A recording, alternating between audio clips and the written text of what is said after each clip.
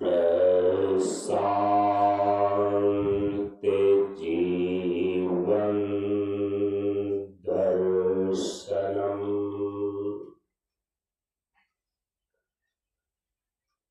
नमो नारायण नारायणम।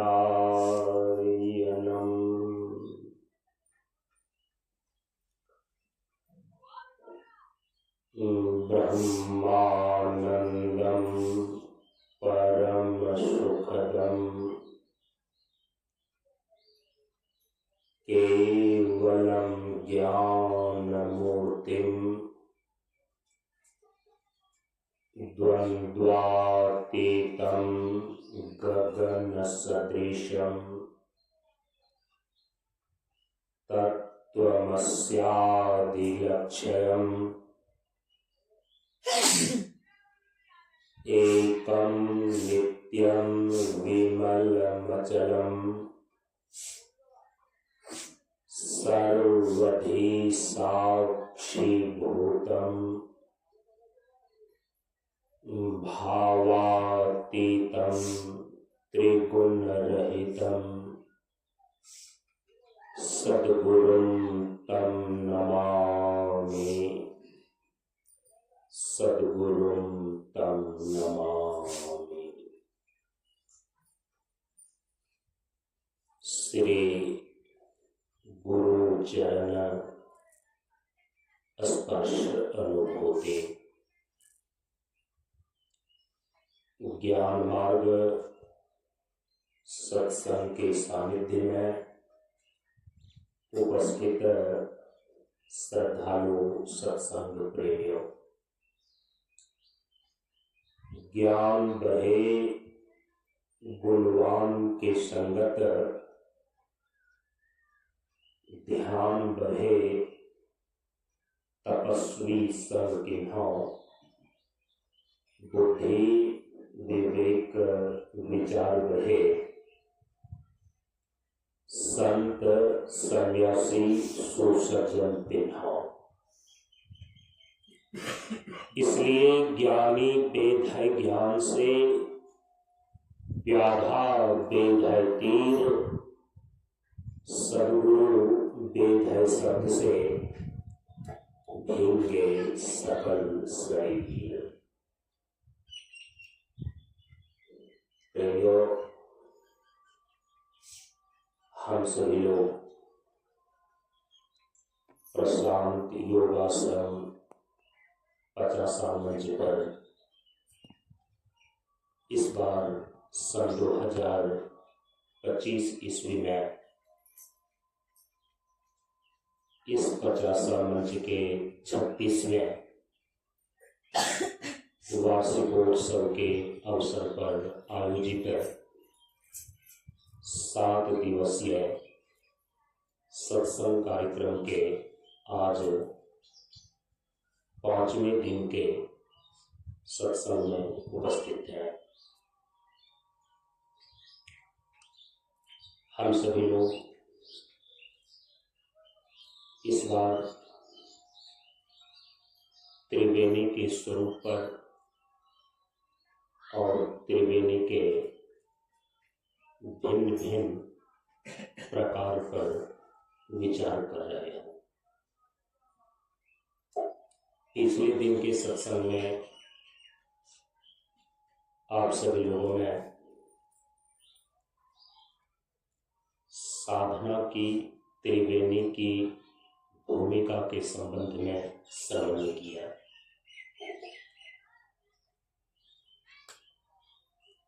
परम पूज्य गुरुदेव बाबा शांतानंद जी महाराज के द्वारा जीवन का कल्याण प्राप्त करने के लिए जो साधना पद्धति बतलाई गई है, हम सभी लोग उसको प्रशांत योग के नाम से जानते हैं, प्रशांत योग के नाम से पुकारते हैं। और यह प्रशांत योग है क्या? तो यह साधना की त्रिवेणी है। त्रिवेणी का अर्थ होता है जहां तीन धाराएं आकर के मिलती हैं उसको बोलते हैं त्रिवेणी। साधना की त्रिवेणी का अर्थ है साधना की तीन प्रकार की धाराओं का जहां पर मिलन होता है उसको बोलते हैं साधना की त्रिवेणी। त्रि माने तीन, वेणी माने धारा, वेणी माने प्रवाह।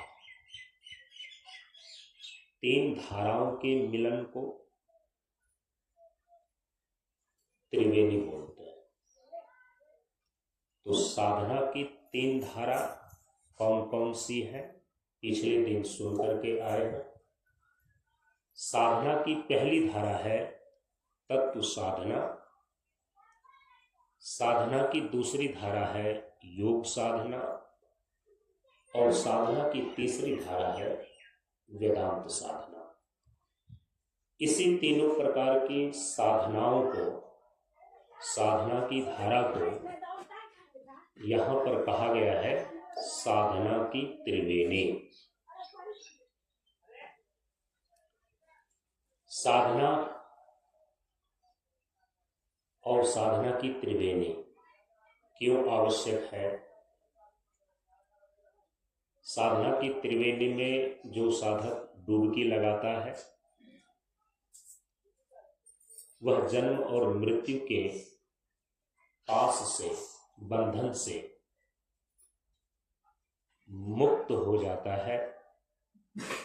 वो अपने साध्य की सिद्धि कर लेता है।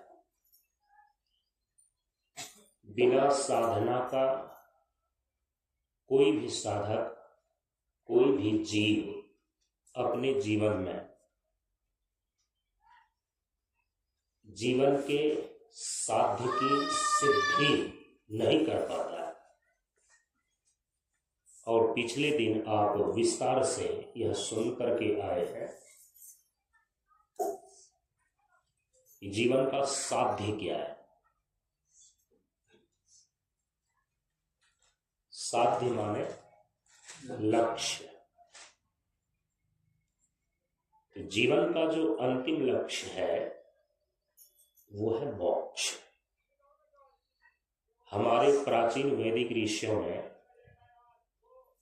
जीवन के 4 पुरुषार्थ निश्चित किए हैं। पहला पुरुषार्थ है काम पुरुषार्थ। संसार के विषय भोग्य सामग्रियों की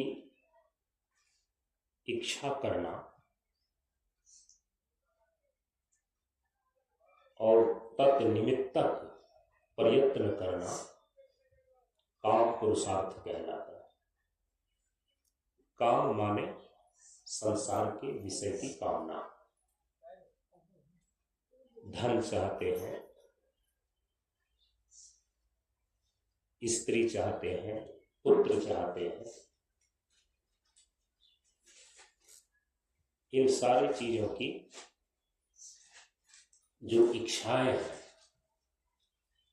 इसको बोलते हैं काम। दूसरा है अर्थ पुरुषार्थ। अर्थ का अभिप्राय यहां पर है संसार के जितने भी भोग्य सामग्री है, संसार के जितने भी विषय है, शास्त्र में उसको अर्थ की संज्ञा प्राप्त है। पृथ्वी, पानी, प्रकाश, पवन, आकाश, रूप, रस, गंध, स्पर्श, शब्द, वनिता, चंदन इत्यादि जितने भी भोग्य विषय है उसको बोलते हैं अर्थ।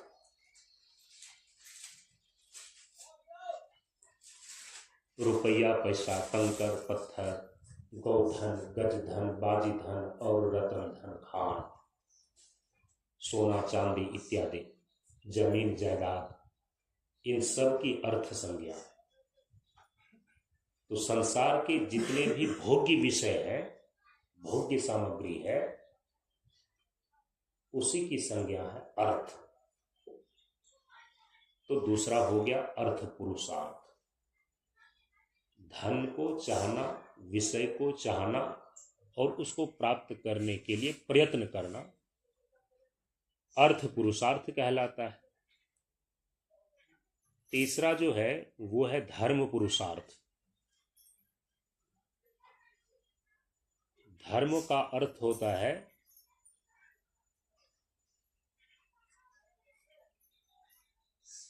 अनुशासन। धर्म का अर्थ होता है जो काम है और अर्थ है। तो काम और अर्थ, इस दोनों को प्राप्त करने का जो अनुशासन है, अनुशासन माने विधि और नियम, उसी को बोलते हैं धर्म। तो जब धर्म के अनुशासन में, धर्म के नियंत्रण में विधि पूर्वक अर्थोपार्जन और कामोपभोग कोई भी व्यक्ति करता है, तभी वह मोक्षगामी होता है। जो जीवन का अंतिम चौथा पुरुषार्थ है मोक्ष, मोक्ष की ओर वही रास्ता पा पाता है। मोक्ष का रास्ता उसी को मिलता है जो नीचे के 3 पुरुषार्थ को व्यवस्थित करता है अपने जीवन में। हमारे प्राचीन वैदिक ऋषियों की ये मान्यता है कि जो धर्म के अनुशासन में शास्त्र विधि के अनुसार से अर्थ का उपार्जन करता है, धन का उपार्जन करता है और कामोपभोग करता है, तो संसार के जितने भी भोग्य वस्तु है उसका उपभोग करता है धर्म के अनुशासन में। तो जो ऐसा करता है तभी वह मोक्षगामी होता है, माने मोक्ष के रास्ते पर जाने का उनको अवसर प्राप्त होता है। तो अंतिम जो चौथा पुरुषार्थ है जिसको यहाँ मोक्ष कहा जा रहा है, तो जीवन का अंतिम परम पुरुषार्थ मोक्ष को माना गया। तो मोक्ष पुरुषार्थ यही जीवन का परम लक्ष्य है। और पिछले दिन बता करके आए हैं कि मोक्ष कहते किसको है, मोक्ष माने क्या?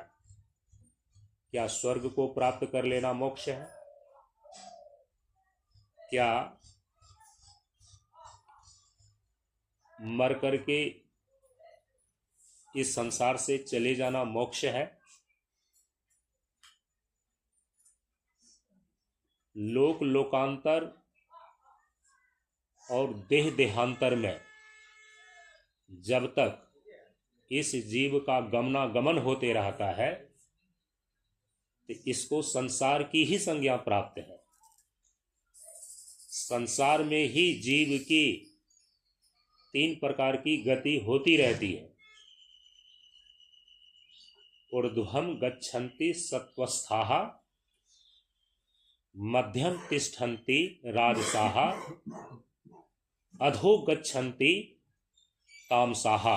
भगवान श्री कृष्ण ने कहा है कि देहांतर और लोकांतर में ये 3 प्रकार की जो गति होते रहता है कर्म के अनुसार से जीवों की, ये संसार की ही गति है। इसको परम गति या अंतिम सदगति नहीं बोलते।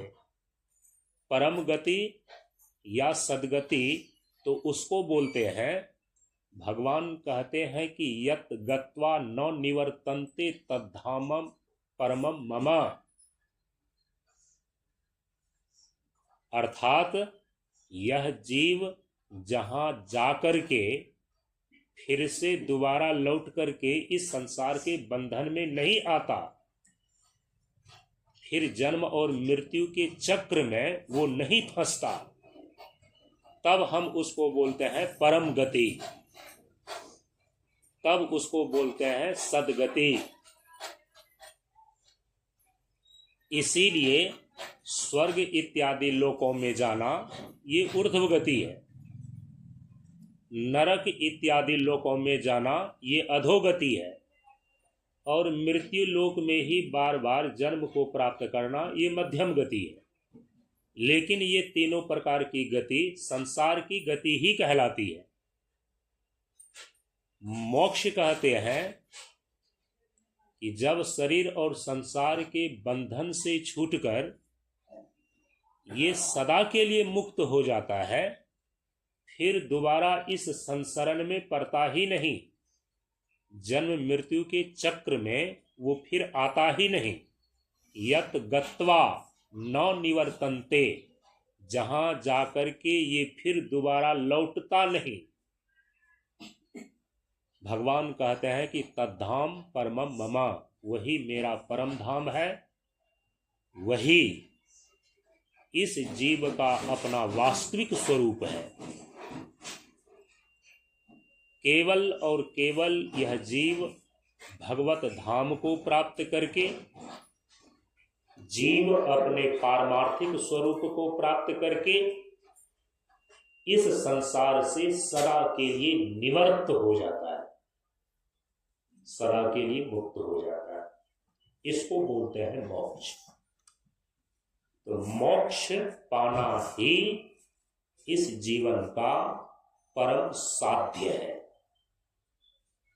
मोक्ष ही इस जीवन का परम पुरुषार्थ है। जीवन का अंतिम लक्ष्य, जीवन के परम पुरुषार्थ मोक्ष को सिद्ध करना है। इसी को बोलते हैं जीवन का साध्य। यह तो बिना साधना करने का प्राप्त नहीं होता। बिना साधना किए हुए कोई भी अपने जीवन के साध्य की सिद्धि नहीं कर पाता। इसीलिए साधना की त्रिवेणी में स्नान करना, अर्थात साधना की त्रिवेणी को साधना आवश्यक होता है। आइए देखते हैं साधना की त्रिवेणी में जो 3 चीजें हैं, तत्व साधना, योग साधना और वेदांत साधना। साधना की इस 3 धारा में जो ये 3 चीजें हैं, तत्व, योग और वेदांत, इसका क्या अभिप्राय है? तत्व साधना में कौन चीजें साधी जाती है, यह क्यों आवश्यक है? योग साधना में कौन चीजें साधी जाती है, ये क्यों आवश्यक है? और वेदांत साधना में क्या होता है, ये क्यों आवश्यक है? इसी पर विचार करने जा रहे हैं। परम पूज्य गुरुदेव ने अपने उपदेश में इस तीनों प्रकार की साधना के संबंध में निर्देश किया है। तत्व साधना के संबंध में परम पूज्य गुरुदेव निर्देश करते हैं कि 5 तत्वों का समुचित प्रयोग और सभी इंद्रियों का संतुलित उपभोग स्वास्थ्य और शांति प्रदान करता है। इनको बैठने के लिए कोई उधर जगह दे देना, ध्यान इधर दीजिए। तो तत्व साधना के संबंध में परम पूज्य गुरुदेव के द्वारा ये निर्देश दिया गया है, और सामान्य रूप से तत्व साधना का अभिप्राय यहाँ पर 5 तत्वों का समुचित प्रयोग की साधना से है। तत्व का अभिप्राय भिन्न भिन्न संदर्भ में भिन्न भिन्न अर्थों में होता है, और जिस समय तत्व पर विचार हम सभी लोग कर रहे थे, उस समय ये चीजें विचार में आई थी कि एक तो तत्व के त्रिविध स्वरूप होते ही होते हैं, आदि भौतिक स्वरूप, आदि दैविक स्वरूप और आध्यात्मिक स्वरूप। इसीलिए तत्व की जो सत्ता है, तत्व की स्थिति और अस्तित्व है, हमारे शास्त्रों में वो 3 रूप में है। त्रिविध सत्ताएं होती है किसी भी चीज की, आधि भौतिक सत्ता, आधि दैविक सत्ता और आध्यात्मिक सत्ता। जब पंच तत्वों पर विस्तार से विचार किया गया, परम पूज्य गुरुदेव बाबा शांतानंद हीरक जयंती के अवसर पर, तो जो श्रोता और सत्संगी लोग उपस्थित रहे, उन्होंने विधिवत इसका श्रवण किया।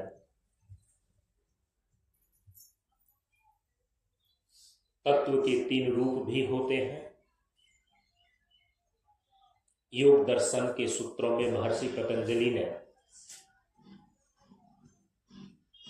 विभूति पाद के अंदर इसका विस्तार से वर्णन किया है।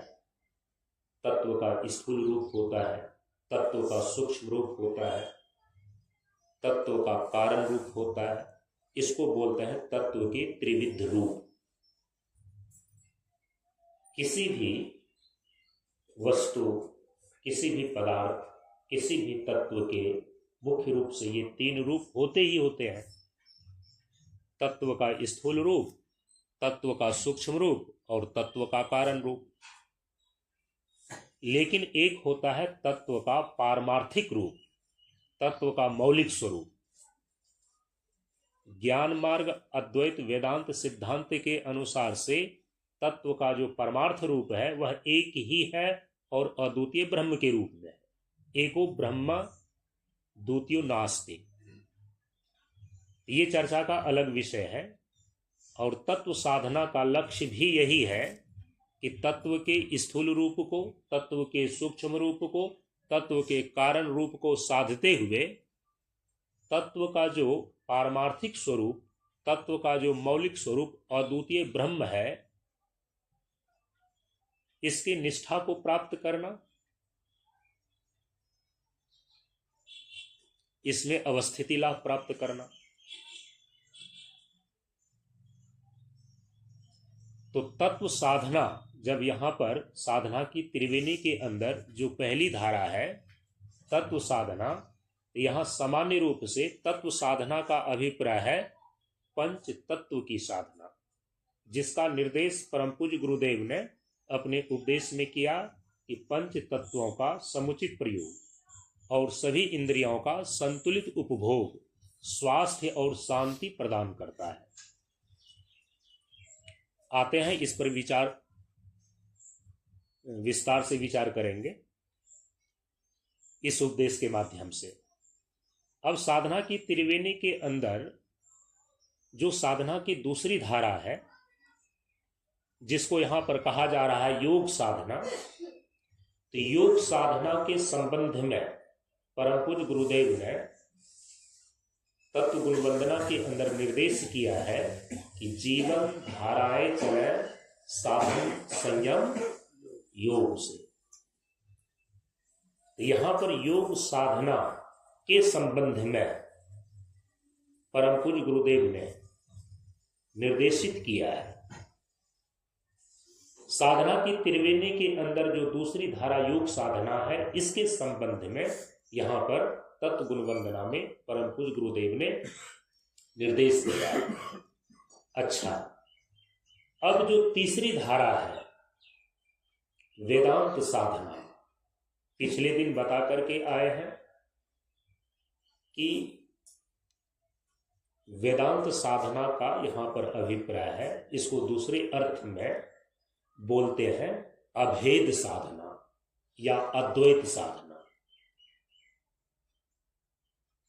जहां सभी प्रकार के भेद, सभी प्रकार के द्वैत, सभी प्रकार के द्वंद्व समाप्त हो जाते हैं। ऐसी अवस्था को जाकर के कहा जाता है अद्वैत, अभेद, निर्द्वंद्व, जो कि आशीर्वचन के अंदर परम पूज्य गुरुदेव ने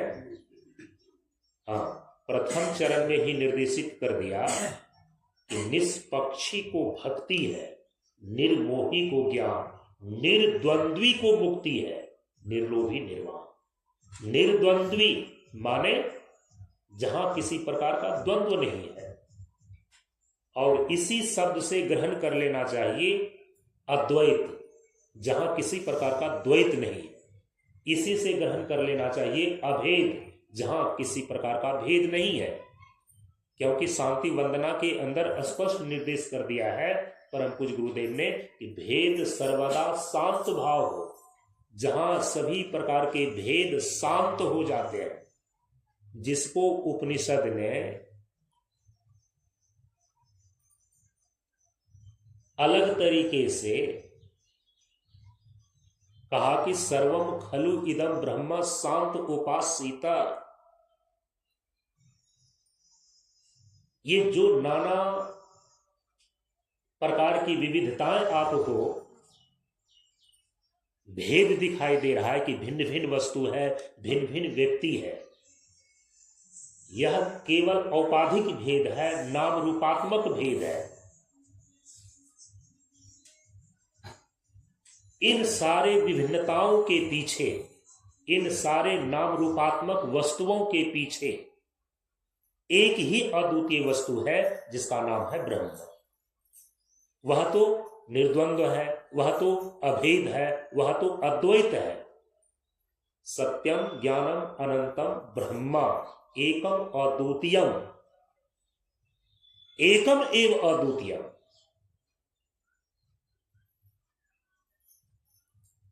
नास्ति नाना किंचन, भेद वास्तविक नहीं है, भेद मिथ्या है, औपाधिक है। इसी को बोलते हैं अद्वैत। निर्द्वंद्व कहें, अभेद कहें, अद्वैत कहें, एक बात है। इसीलिए जिसको हम दार्शनिक भाषा में वेदांत साधना बोलते हैं, उसी को दूसरे शब्दों में बोलते हैं अभेद साधना, उसी को बोलते हैं अद्वैत साधना। जहां जाकर के एक अद्वितीय परम तत्व की स्थिति सिद्ध हो जाती है। परम प्रभु स्वज्ञान जी का जीवन होवे ज्ञान। शांति उपदेश के अंदर जिस स्थिति को लेकर के परम पूज्य गुरुदेव ने कहा कि शांति में कर्म, ज्ञान और भक्ति एक हो जाते हैं। कर्म मार्ग से आप चलें,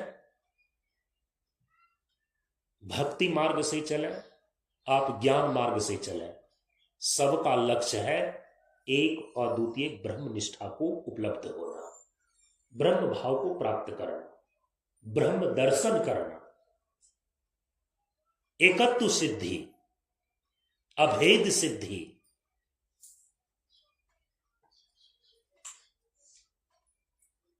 यही लक्ष्य है।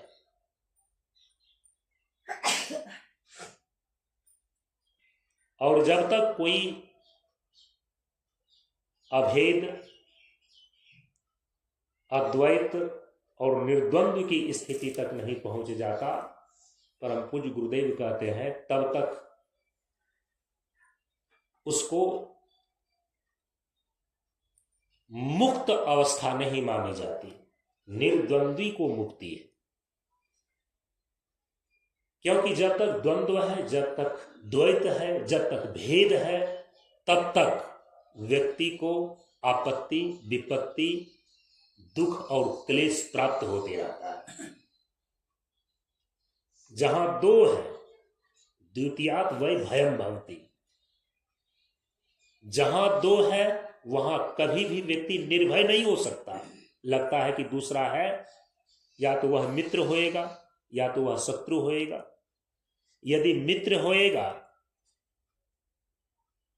यदि कोई दूसरा है, तो उससे संबंध दो ही प्रकार के हो सकते हैं। या तो वह व्यक्ति मित्र होएगा या तो वह व्यक्ति शत्रु होएगा। अब उसके प्रति उदासीन होना ये आसान नहीं है कि न वह मेरा मित्र है न तो शत्रु है, ये तो समत्व भाव हो गया। समत्वम योग उच्चते, यह तो योग की बड़ी उच्च भूमि है कि सामने वाला जो है उसके प्रति हमारा न शत्रु का भाव है न मित्र का भाव है। तो फिर भाव क्या है? तो कहा कि वह तो एक उच्च स्थिति ही जब होएगी समत्व भाव, न शत्रु का भाव हो न मित्र का भाव हो गया वो समत्व भाव। अब सामने जो परिस्थिति है, यदि वह अनुकूल है तो आपको सुख देती है, यदि वह प्रतिकूल है तो दुख देती है। लेकिन सामने चाहे अनुकूल परिस्थिति हो तो आप सुख से उदासीन हो जाए, सामने प्रतिकूल परिस्थिति हो तो दुख से आप उदासीन हो जाए, ये कोई सामान्य अवस्था तो नहीं है, ये तो स्थित प्रज्ञ की अवस्था है, ये तो समत्व की अवस्था हो गई।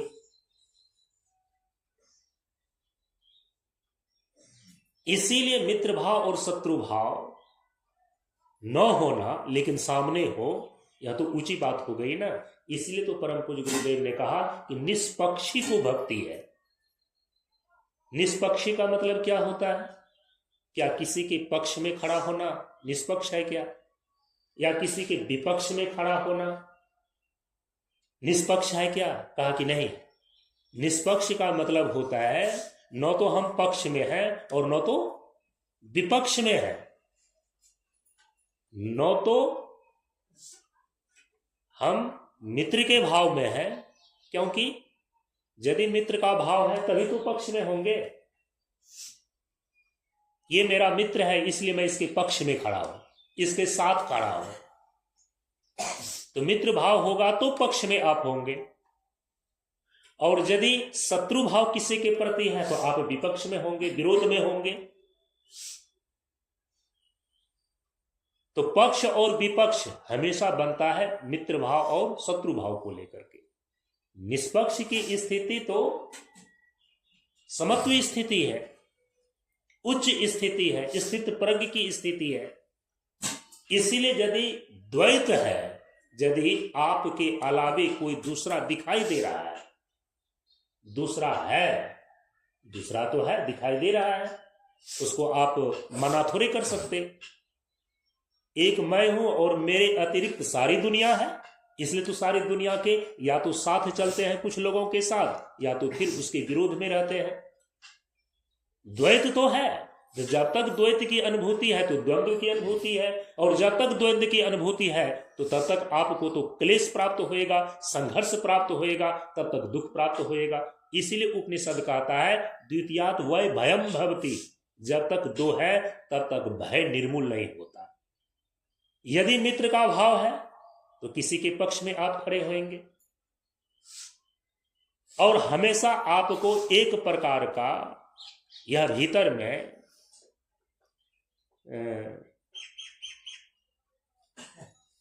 आशंका बनी ही रहती है।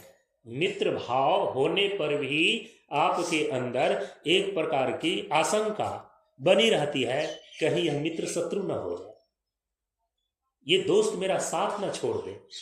तो आप निश्चिंत हैं कहां, आप निर्भय हैं कहां? आपको तो भय लगा हुआ है मित्र भाव में भी, पता नहीं कहीं ये धोखा न दे दे। और जिसके प्रति शत्रु भाव है तो उससे तो क्लेश प्राप्त हो ही रहा है, उसके प्रति तो आपका वैर भाव है ही, और वैर भाव का होना मतलब ही है कि भीतर में उसके द्वारा हमें दुख की प्राप्ति हो रही है, क्लेश की प्राप्ति हो रही है।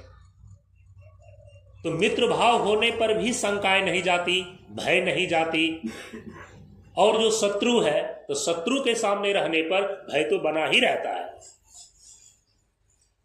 तो मित्र भाव रहने पर या शत्रु भाव रहने पर निर्भय की स्थिति तो आती ही नहीं है। तो इसीलिए जहां द्वैत है वहां द्वंद्व चलता रहेगा, और जहां पर द्वंद्व है वहां पर दुख और क्लेश होगा ही होगा। इसीलिए गोस्वामी तुलसीदास जी महाराज ने रामचरितमानस में स्पष्ट रूप से लिखा,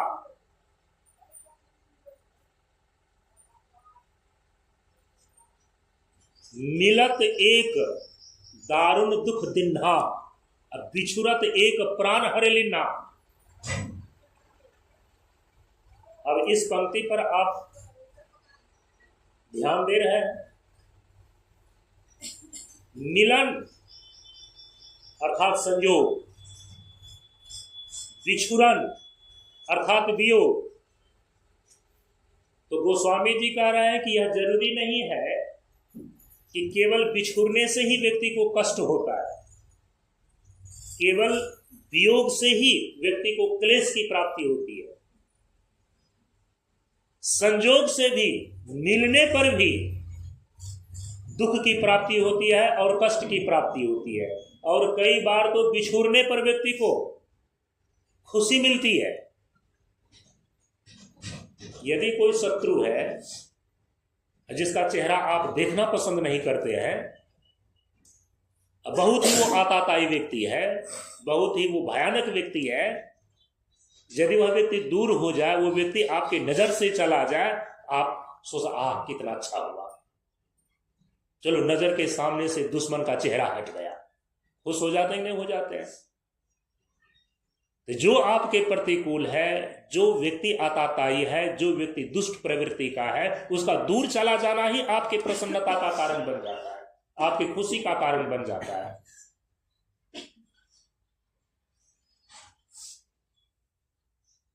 लेकिन जो आपका मित्र है, जो आपका प्रिय है, यदि वह दूर जाने लगे तो, यदि वह बिछुरने लगे तो उस समय तो आपको फिर प्रसन्नता नहीं होती, उस समय तो आपको दुख होता है।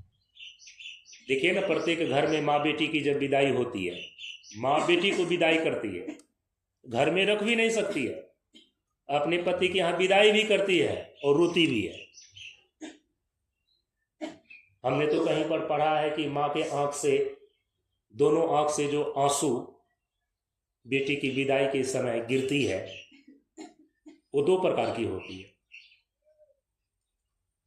यदि विवेकी माता है, बहुत दिन पहले, लगता है 25 साल पहले मैंने कहीं पर पढ़ा था, किसी काव्य में लिखा हुआ था, माँ की एक आंख की आंसू बेटी को विदा करते समय यह बोलती है कि चलो तुम पराये धन थी, हम अपने घर में सब दिन तो तुमको रख नहीं सकते थे, समाज की ऐसी परंपरा बनी हुई है, तुमको भी मैंने अपने गर्भ में 9 महीने का समय जितना लगना चाहिए पुत्र को ढोने में, तुमको भी मैंने उतने ही समय तक गर्भ में रख करके ढोया, पालन पोषण किया। मेरा ही देह का टुकड़ा, मेरा ही अंश है, लेकिन फिर भी मेरे से दूर जा रही है।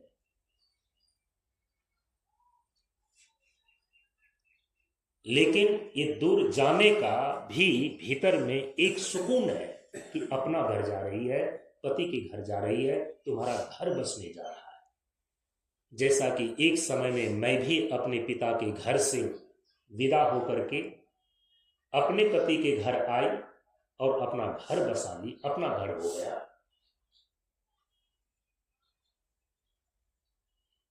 तो एक सुकून है कि चलो बेटी का घर बसने जा रहा है। लेकिन तकलीफ तो है, कलेजा का टुकड़ा, अपने देह का टुकड़ा ही दूर जा रहा है। तो कहा कि एक आंख से जो आंसू गिर रहा है ना, वो खुशी का आंसू है। इस खुशी में बेटी का घर बसने जा रहा है, अपने घर जा रही है, स्थान पा रही है। लेकिन दूसरे आंख से जो आंसू गिरती है मां को, वो तकलीफ की आंसू होती है। तकलीफ की आंसू क्या होती है? वहां पर कवि ने लिखा, हाय जीवन गया बेकार।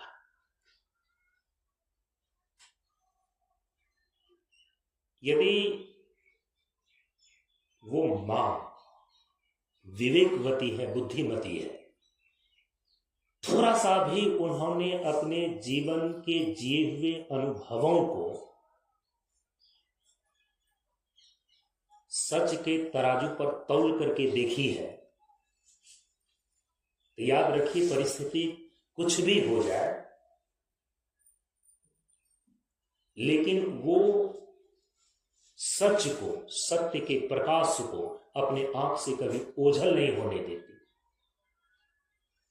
बता नहीं सकती सबको, बेटी को रोक सकती नहीं। इसीलिए भीतर तो जो जीवन के अनुभवों से सत्य का प्रकाश आया है उसकी आंखें देख रही हैं, मुख से बोल नहीं सकती, बेटी को रोक नहीं सकती, लेकिन सच का प्रकाश जो उसके आंखों के सामने है, उस सत्य को देख करके उनके आंख से आंसू गिरती है।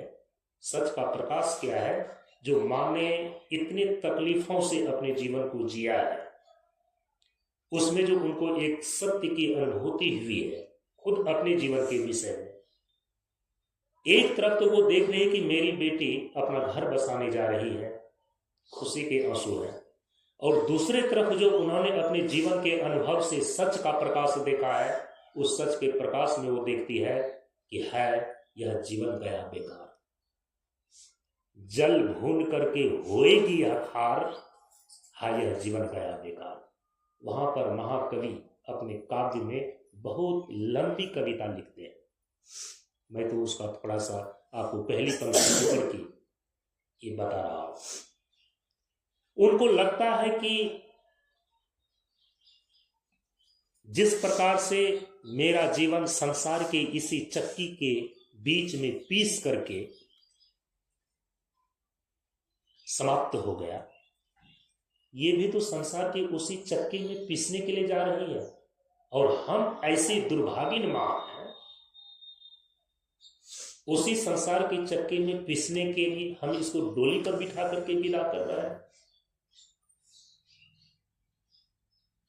तो एक तरफ जहां मां सच का प्रकाश देख करके रोती है, एक आंख का आंसू इसलिए गिरता है, दूसरे आंख से आंसू जो संसार के जीवन का अनुभव है, समाज की परंपराओं का अनुभव है कि चलो मेरे घर से विदा होकर अपने घर तक ये पहुंच जाएगी, ये खुशी का आंसू है। लेकिन दूसरा जो आंख से आंसू सच के प्रकाश को देखने के कारण से, उनके जीवन के अनुभव से जो चीजें आई है, उसमें देख रही है कि मेरे तरह ही ये संसार की चक्की में पिसने के लिए जा रही है, हाँ यह जीवन गया बेकार, जल भून करके होएगी यह खार। जिस प्रकार से मैं इस संसार की चक्की में जल भून करके खार हो गई, बेकार हो गई, उसी प्रकार से ये भी जल भूनने के लिए ही तो जा रही। हाँ, ये हो सकता है कि जो सच का प्रकाश जो मां नहीं देख पाती है, उनके आंख से इस प्रकार के आंसू न गिरते हों। अब सभी मां तो एक समान होती भी नहीं है ना, सभी मदालसा कहां होती है। मैंने सुना है कि मदालसा ने तो अपने पालने में ही अपने बच्चे को ब्रह्म ज्ञान देकर के महर्षि बना दी थी। शुद्धो वसी बुद्धो वसी निरंजन वसी संसार माया परिवर्जितो वसी। सोचिए, एक मदालसा मां है, वो ब्रह्म ज्ञानिनी थी, ब्रह्मवादिनी थी, लेकिन समाज के दबाव में कहा कि तुम्हें शादी करनी पड़ेगी, विवाह करना पड़ेगा। तो एक राजा से मदालसा की शादी कर दी गई, विवाह हो गया, लेकिन उसने कहा कि मैं एक ही शर्त पर विवाह करूंगी, राजकुमार से कहा था उसने। तो क्या शर्त है भाई? तो मदालसा ने कही कि जो बच्चे जन्म लेंगे हम दोनों से, तो उस बच्चे को मैं अपने तरीके से शिक्षा दूंगी और आप मना नहीं करेंगे, और जिस दिन आप मना कर देंगे शिक्षा देने से, तो फिर उसी दिन मैं आपसे दूर हो जाऊंगी, पति पत्नी का संबंध नहीं रहेगा। तो राजकुमार ने सोचा कि मां ही तो बच्चे को शिक्षा देती है, प्रथम गुरु माता, पहला गुरु तो माता होती है। अच्छी बात है, ये शिक्षा का पूरा भार तुम ही ले लो। राजकुमार तैयार हो गए थे। विवाह होने के पश्चात जब दोनों के द्वारा बच्चे का जन्म हुआ तो मदालसा पालने में लेकर के यही लोरियां गाती बच्चे को सुलाते समय। और परम पूज्य गुरुदेव ने हम सभी लोगों को बताया है, और यह वैज्ञानिक कारणों से भी ये बातें सिद्ध है कि एक बच्चे के ऊपर माँ का 90% संस्कार काम करता है, क्योंकि 9 महीने तक अपने गर्भ में रहती है ना एक माँ बच्चे को, तो उनके समझे कि मांस, रक्त, 7 प्रकार के धातुओं से ही तो बच्चे का शरीर निर्मित होता है मां के गर्भ में। सीमंतो नयन संस्कार बच्चे का गर्भ में 4थे महीने में किया जाता है। अब तो लोग करते ही नहीं है, लेकिन हमारे वैदिक परंपरा के अंदर जो है 16 प्रकार के संस्कार जो निश्चित किए गए हैं मां के गर्भ में आने से लेकर चिता में जलने तक। चिता में जलने के बाद भी एक और संस्कार है जिसको बोलते हैं अंत्येष्टि संस्कार, माने श्राद्धकरण। तो जन्म लेने के पहले 4 संस्कार हो जाते हैं मां के गर्भ में।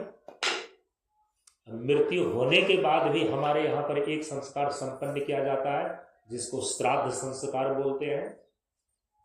तो 4 संस्कार गर्भ के अंदर, एक संस्कार मृत्यु के बाद, मतलब जन्म लेने के पहले 4 संस्कार और मृत्यु होने के बाद एक संस्कार, तो कुल हो गए 5 संस्कार। तो जन्म से लेकर के मृत्यु तक तो 16 में 5 को घटा दीजिए तो 11 संस्कार संपन्न होते हैं।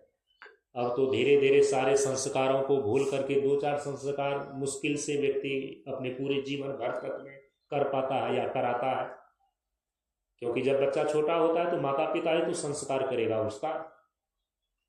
तो माता पिता का ही खुद संस्कार नहीं हुआ तो वो अपने बच्चे का क्या करेगा। अब सुनकर के ही अब लोग आश्चर्य करते हैं, गर्भ के भीतर जन्म के पहले ही बच्चे का संस्कार होता है। तो जब कई वर्षों से, कई पीढ़ियों से ये बातें लुप्त हो गई है तो आज को सुनकर के आश्चर्य होगा ही। गर्भाधान, पुंसवन, सीमंतो नयन, ये 3 संस्कार कम से कम गर्भ के अंदर ही हो जाता है। तो सीमंतो नयन बच्चे का गर्भ के भीतर 4थे महीने में किया जाता है। अब हमारे प्रशांत परिवार में तो जुड़े हुए कुछ ऐसे लोग हैं जो ये प्रवचन सुन करके जिनके अंदर थोड़ा सा भी लगा कि नहीं 16 संस्कार जो बताए गए हैं इस जीव में, जीवन और व्यक्तित्व में दिव्यता का आधान करने के लिए, क्योंकि जिस प्रकार से आप तैयारी करते हैं उसी प्रकार की आत्माएं माता के गर्भ में प्रवेश करती है, ये नियम है।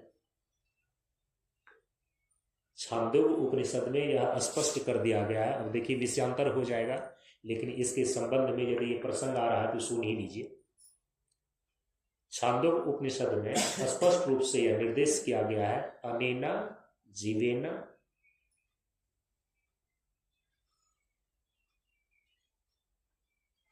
अनुप्रविशन्ति।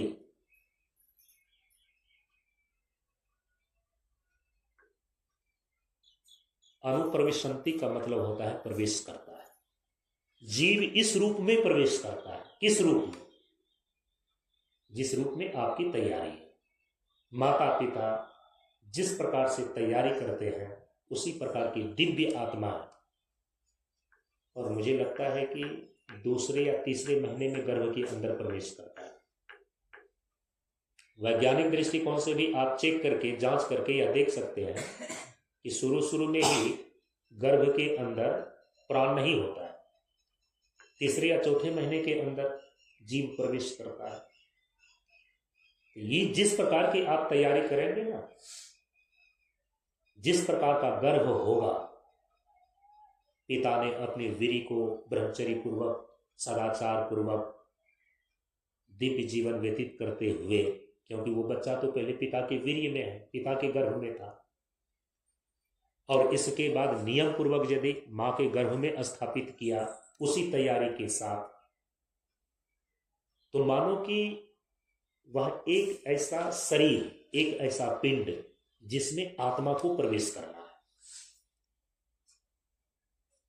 तो जीव कोष तैयार होता है मां के गर्भ में, रज और वीर्य मिलकर के, फिर आत्मा उसी के अनुसार से प्रवेश कर जाती है। यदि आपने दिव्यता पूर्वक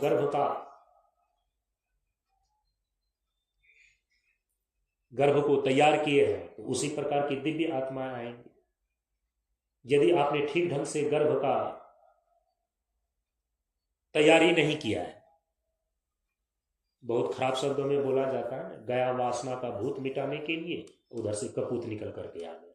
आपने तो कोई तैयारी नहीं किया था, मौज मारने के लिए, सेक्स करने के लिए पति पत्नी दोनों ही चले, तो आप तो पुत्र की उत्पत्ति करना है, इस तैयारी से आपने कुछ नहीं किया था ना। आप तो गए काम वासना को मिटाने के लिए, तो संस्कार युक्त संतान तो नहीं आएगी ना, आपने कोई तैयारी नहीं किया। इसीलिए हमारे हिंदू सनातन परंपरा के अंदर पुत्र की उत्पत्ति करने की भी विधि बतलाई गई है। केवल हम काम से, सेक्स से प्रेरित होकर के हम पुत्र की उत्पत्ति नहीं करते हैं, वो पुत्र कामुक होगा, वासना से युक्त होगा। तब हम क्या करते हैं, संस्कार युक्त जो विधि बतलाई गई है उसका पालन करते हैं, तो फिर संस्कार युक्त बच्चे होते हैं। और गृहस्थाश्रम के जितने भी कर्तव्य बतलाए गए हैं उसमें सबसे पहला कर्तव्य है संस्कार युक्त सृष्टिकरण। पहले तो इसी पर ना ज्यादा से ज्यादा इस मंच के द्वारा मैं प्रवचन करते रहता था, तो इन सारी चीजों को सुन करके कुछ कुछ लोगों ने इससे लाभ भी उठाया। और मुझे लगता है कि आज जो 30-35 सालों से ये प्रवचन का कार्यक्रम मैं कर रहा हूँ, परम पूज्य गुरुदेव ने अपने मंच से जो जो चीजें, जो जो टॉपिक बतलाए थे उसी पर विचार होता है मुख्य रूप से। अब तो शास्त्रीय प्रमाण के साथ होता है। अंतर केवल इतना ही है, जो पहली बातें स्वतंत्र रूप से होती थी, अब वे सारी बातें शास्त्र के प्रमाण से प्रमाणित होकर के होती है। अंतर केवल इतना है। जो बहुत पहले प्रवचन आप लोगों ने सुना होगा तो देखा होगा कि कोई भी विचार हम धड़ल्ले से बोलते चले जाते, परम पूज्य गुरुदेव से सुना था। अब जो भी बातें आप सुनते हैं, जो विचार दिया जा रहा है, उसका प्रमाण भी आपको दिया जाता है कि ये बातें इस शास्त्र में कही गई है, ये बातें इस शास्त्र में कही गई है। इसको बोलते हैं शास्त्र प्रमाण से प्रमाणित करना, और प्रमाणित करते हुए अपने विचारों को प्रस्तुत करना। विद्वत समाज में प्रामाणिक विचार ही समादरणीय होता है, और आपकी अपनी परंपरा के लिए वे विचार ही चिरस्थायी होते हैं परंपरा के लिए। इन बातों को ध्यान में रख करके शास्त्र प्रमाण से प्रमाणित विचार अब प्रस्तुत किए जाते हैं मुख्य रूप से। क्या बता रहा था मैं, तो कुछ लोग इन सारे प्रवचनों को सुन करके लाभ उठाया। 30-35 साल से आध्यात्मिक स्तर से जो है कि ये प्रवचन का कार्यक्रम मेरे द्वारा हो रहा है, तो उसमें से मुझे लगता है कि कुछ लोगों ने तो गर्भाधान संस्कार भी किया, पुंसवंत भी किया, सीमंतोन्नयन भी किया, फिर है जात कर्म, ज्यों ही जन्म लिया, ये सब, फिर मुंडन है, अन्नप्राशन है, विद्यारंभ है, नामकरण, बीच में नामकरण आता है, नामकरण है, फिर यज्ञोपवीत है जिसको उपनयन बोलते हैं, फिर विद्यारंभ है, गुरुकुल में गया, पढ़ करके स्नातक पास करके जब लौटा उसको समावर्तन बोलते हैं। समावर्तन के बाद है विवाह संस्कार। अब तो विवाह भी संस्कार युक्त नहीं हो रहा है ना, कभी कोर्ट मैरिज कर ले रहे हैं, तो कभी यदि हिंदू रीति रिवाज के अनुसार से हुआ तो विवाह करने का सारा समय तो ढोल पोपी बजाने में गुजार देता है व्यक्ति। नाचने गाने में गुजार देता है। अब पंडित जी जब वर वधू को लेकर के विवाह कराने के लिए बैठे तो कलाई को अमेठ अमेठ करके ऐसे मोड़ मोड़ करके घड़ी देखता है, पंडित जी जल्दी कीजिए, पंडित जी जल्दी कीजिए। अरे दूल्हे को मार करके कहीं बारात सजाई जाती है? जिस विवाह संस्कार करने के लिए तुम यहां पर आए, कम से कम जितनी विधियां बताई गई है विवाह संस्कार में, जितने मंत्र बताए गए हैं, आपको मैं बता दूं कि यदि ठीक ढंग से उसको की जाएगी ना तो 4.5 घंटे का समय लगेगा। कितना? 4 घंटे का समय। आज बड़े बड़े कहता है कि ये हाई फाई विवाह है। हाई फाई, हमने तो सोचा था कि तो मोबाइल में काम करता था हाई फाई। ये राजशाही विवाह 20 मिनट में हो रहा है आजकल की शादी। सोचिए 20 मिनट में तो पूरा मंगलाचरण भी नहीं पढ़ा जा सकता है। कहां से गार्हपत्य अग्नि को तुम आवाहित करोगे, आवाहन करके स्थापित करोगे, वर वधू उसी गार्हपत्य अग्नि के साक्षी में 7 फेरे जो सप्तपदी होता है उसमें 7 मंत्र है, 7 प्रतिज्ञाएं हैं। यदि एक एक मंत्र का अर्थ और उच्चारण करने में 2 मिनट का समय लगता है तो 20 मिनट का समय तो उसी में गुजर जाएगा जी। तो शादी का भी संस्कार गया, श्राद्ध का भी संस्कार गया। अब उस जगह पर नया नया एक संस्कार आया है। कोई संस्कार हो या नहीं हो, लेकिन पति पत्नी का जो विवाह हुआ है, क्या बोलते हैं तो मैरिज एनिवर्सरी, क्या मनाता है एनिवर्सरी। अब सोचिए, ठीक है मनाना चाहिए, लेकिन जो मूल संस्कार है वो तो आप छोड़ दे रहे हैं ना। हमारे विवाह के इतने वर्ष हो गए, इसको याद करके क्या करेंगे आप? आपके बच्चे तो ढलेल हो रहे हैं, आपके बच्चे तो बिगड़ रहे हैं, तो कितना बार फोटो दिखाएंगे कि देखो। अब कई बार बच्चे पूछ देते हैं कि ये तुम दोनों है, मैं कहाँ हूं। अब माँ बाप को बताना पड़ता है कि बेटा तुम उस समय आया ही नहीं था। अब बच्चे को ही अपने विवाह का बार बार फोटो दिखाना, उससे उनको गौरव और संस्कार थोड़े प्राप्त होता है। आपको तो खुद लज्जा आनी चाहिए। हाँ, कोई दूसरा आदमी हो, चलो भाई बड़ा हो गया, हाँ वो अपने से समझने लगा, तो कोई अगल बगल का व्यक्ति दिखा दिया उनको। अब अपने से ही माँ बाप जो है कि एल्बम दे देते हैं विवाह का बच्चे को, छोटा सा, उसको देखने के लिए। ये सारी जो विकृतियां आई है ना, तो उसका भुक्तभोगी तो खुद आदमी ही है। तो कुछ कुछ लोग तो हम यहाँ पर देखते हैं कि उन्होंने गर्भाधान संस्कार भी कराया, पुंसवंत सीमंतोन्नयन भी कराया, जात कर्म नामकरण भी कराया। 4-5 शादियां तो मैंने वैदिक विधि से खुद ही कराई है विवाह संस्कार, अब नहीं कराते। और खास करके वहां खड़ा होकर के हमको विवाह कराना पड़ा, तो उन्होंने अपना विचार पहले मेरे सामने रखा कि मुझे साधु बनना है, ब्रह्मचारी बनना है, ब्रह्मचारिणी बनना है। बाद में उसके परिवार या समाज की स्थिति ऐसी नहीं बन सकी कि वो साधु या ब्रह्मचारिणी या ब्रह्मचारी के रूप में अपने पूरे जीवन को समर्पित कर सके। तो फिर क्या हुआ कि उनकी जाकर के वैदिक पद्धति के द्वारा खड़ा होकर के अपने से विवाह कर दिया गया। 4-5 ऐसे विवाह तो हम कराए ही कराए। और कहा जाता है कि कभी साथ दो या नहीं दो, लेकिन अंतिम समय में साथ तो अवश्य देना चाहिए। इसलिए जहां कहीं भी हमें यदि खबर मिल जाती है ना, तो उनके अंतिम यात्रा जो होती है ना मृत्यु के बाद, उसमें अवश्य हम सम्मिलित होने का समय निकालते हैं। समझ रहे हैं?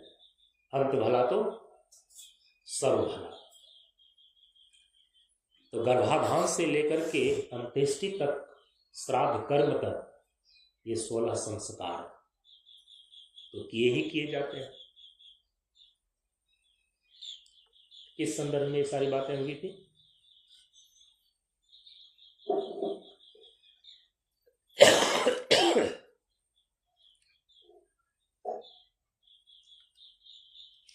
तो बोलिए ना, आप बोलते हैं आपकी जिम्मेदारी है याद रखना, हम लोग तो सुनने वाले हैं, याद रख भी सकते हैं, नहीं भी रख सकते, कोई बात नहीं। मदालसा के विषय में ये चर्चाएं चल रही थी। बच्चे को जो उन्होंने संस्कार दिया पालने में, जो बच्चे 9 महीने तक माँ के पेट में रहता है, गर्भ में रहता है, तो सारी चीजें तो माँ का ही उसको प्राप्त होता है। चौथे महीने में जो सीमंतोनयन संस्कार किया जाता है, सीमंत का अर्थ होता है मस्तिष्क, बच्चा विचार ग्रहण करने लगता है। उस समय माँ जो सोचती है, जो विचारती है, जो भावना करती है, बच्चा के मस्तिष्क में वो सीधे पहुंचता है। इतनी सावधानी पूर्वक माँ को रहना पड़ता है जब तक वह गर्भवती रहती है। यदि वो समझे कि मैं अपने एक लाल को या एक लाली को इस संसार में खड़ा करने जा रही हूं, तुझे सूरज कहूं या चंदा, तुझे दीप कहूं या तारा, मेरा नाम करेगा रोशन जब में मेरा राज दुलारा, राज दुलारी। जो ये बात ध्यान में रख करके अपने बच्चे को गर्भ में पालन पोषण करती है, वही सावधान रह सकती है ना कि अब चौथा महीना आ गया, अब हम जो सोचते हैं बच्चा के मस्तिष्क में वही जा रहा है, हम जो विचार करते हैं वही जा रहा है। महाभारत में वो घटना पढ़ लीजिए आप। दुर्योधन दुर्योधन के रूप में क्यों पैदा हो गया?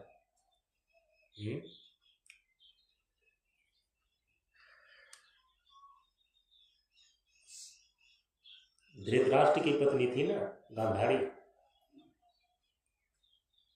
और दुर्योधन की मां ही थी गांधारी। अब कुंती कौन थी?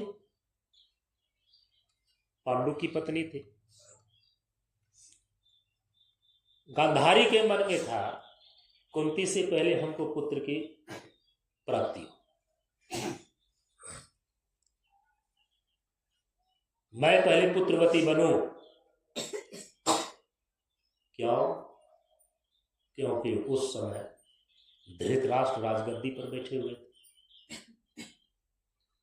जबकि राज नियम था कि जो नेत्र से अंधे होते हैं, पैर से विकलांग होते हैं, महाभारत में पढ़ के देखिए, नीति शास्त्र है,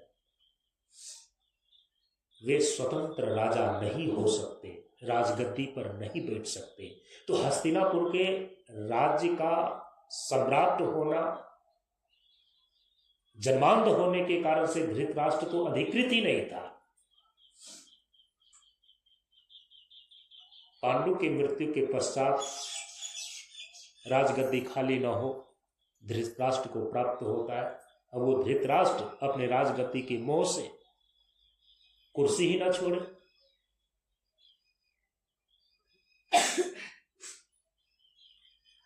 गांधारी को जल्दीबाजी हो गई कि मेरे गर्भ से पुत्र की यदि उत्पत्ति जल्दी हो जाए, तो क्योंकि राज नियम है कि जो सबसे बड़ा पुत्र होता है उसी को राजगद्दी पर बैठने का अधिकार होता है, राज नियम है।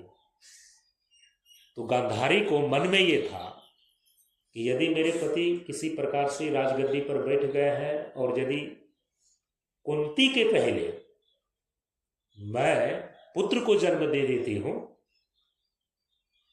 तो राज नियम के अनुसार से पहले वही इस हस्तिनापुर की राजगद्दी पर बैठने का अधिकारी हो जाए। लेकिन विधाता को तो कुछ और मान्य था।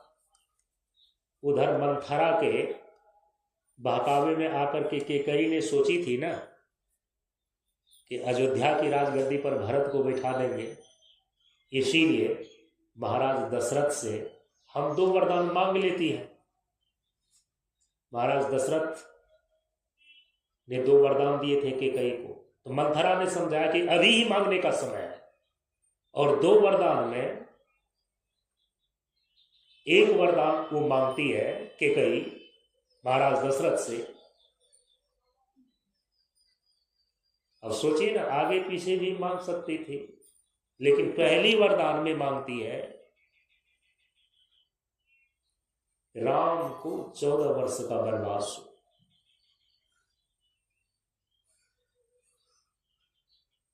जबकि सुबह सुबह होकर के राम का ही राज्याभिषेक होने की घोषणा पहले कर दी गई थी, ढोल पोपी भी बज गया था अयोध्या में। लेकिन राजगद्दी पर अब भरत बैठेगा, ये दूसरा वरदान मांगती है कि कहीं वशिष्ठ समझा करके थक गए। ब्रह्मर्षि वशिष्ठ, जिनका प्रत्येक वाक्य ब्रह्म वाक्य होता है, लेकिन केकई की तो मति मारी गई थी ना, विधवा होना था उनको। अपना तो विधवा हुई शेष और रानियों को वैधव्य का अभिशाप मिल गया, कौशल्या को भी और सुमित्रा को भी। केकई नहीं मान, मायके से लाई हुई दासी थी ना मंथरा, केकई अपने मायके से लाई थी दासी को सेवा करने के लिए। तो मायके की जो चीजें होती है ना, चाहे फटा चिटा चेथड़ी ही क्यों ना हो, तो महिला बड़ा जो करके रखती है ना। मायके से जो चीज उसको मिल जाती है, चाहे चिथड़ा ही क्यों ना हो, वो बड़ी जो करके रखती है। यहाँ ससुराल में रेशम की भी यदि साड़ी मिली है ना, तो उसको पहन करके वो बर्तन मांजती है। अब मायके से यदि उनको सूती का चिथड़ा भी यदि मिला हुआ है, उसको पेटी में बंद करके रखती है। ब्रह्म ज्ञानी फेल है ब्रह्म वशिष्ठ समझाने में, क्योंकि एक बार मायके से सेवा के लिए लाई हुई दासी मंथरा ने केकई की बुद्धि जो खराब कर दी। और यहाँ ससुराल में महाराज दशरथ स्वयं सम्राट चक्रवर्ती, वे समझाते समझाते थक गए, रोते रोते पैर पकड़ लिए केकई के। जिस समय महाराज दशरथ चक्रवर्ती सम्राट महाराज दशरथ ने केकई का पैर पकड़ लिया, उसी समय वो सौभाग्यहीन हो गई। समझ लीजिए, वो तो केवल शरीर बचा था, प्राण था कहाँ महाराज दशरथ के शरीर में। प्राण तो राम में वास कर रहा था। हे मेरे प्राण प्रिय राम, ऐसे दशरथ ने कहा। सुमंत ने समझाया, नहीं माना। ब्रह्मर्षि वशिष्ठ जी ने, जो कि कुल गुरु थे, शिक्षा गुरु भी थे, नहीं माना। महाराज दशरथ ने कहा कि दूसरा कोई वरदान ले लो। हम कहते हैं कि भरत को राजगद्दी दे दो, ये पहला वरदान रहा। दूसरा वरदान कम से कम ये ना मांगो कि राम को 14 वर्ष का वनवास हो जाए। दूसरा कोई वरदान मांग लो, राम भी यहीं पर रहेगा। कहा कि ना, मंथरा ने बतला दिया था अकंटक राज भरत का तभी हो सकेगा जब राम को 14 वर्ष का वनवास होगा। और इस 14 वर्ष में मैं तुमको समझाऊंगी। अभी केवल कहो 14 वर्ष का वनवास, वो लौट करके ही नहीं आ पाएगा। मंथरा की तो ऐसी चाल थी, अभी केवल मांग लो 14 वर्ष का वनवास, राम को दोबारा वापस अयोध्या तो आने ही नहीं देंगे।